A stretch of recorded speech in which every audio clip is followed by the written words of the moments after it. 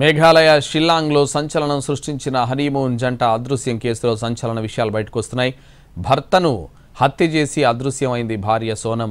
ఈ కేసులో భార్య నిందితురాలని పోలీసులు తేల్చారు. ఆమెతో పాటు మధ్యప్రదేశ్కు చెందిన 3 నిందితులను అరెస్ట్ చేశారు.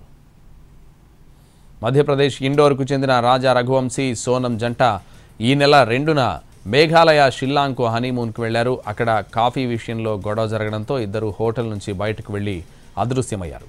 విచారణ చేపట్టిన పోలీసులు రాజా రఘువంశీ మృతదేహాన్ని లోయలో గుర్తించారు. కానీ సోనం కనిపించకుండా పోయింది. విచారణ చేపట్టిన పోలీసులు ఫోన్ లొకేషన్ ఆధారంగా దర్యాప్తు చేపట్టారు. ఉత్తరప్రదేశ్లోని ఘజియాబాద్లో సోనంను గుర్తించారు, అరెస్ట్ చేశారు పోలీసులు.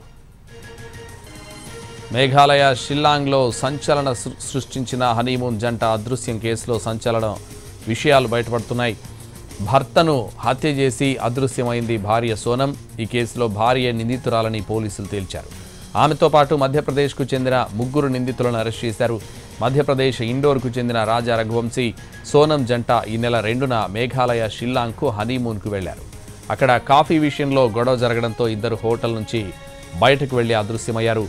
విచారణ చేపట్టిన పోలీసులు రాజా రఘువంశీ మృతదేహాన్ని లోయలో గుర్తించారు. కానీ సోనం కనిపించకుండా పోయింది.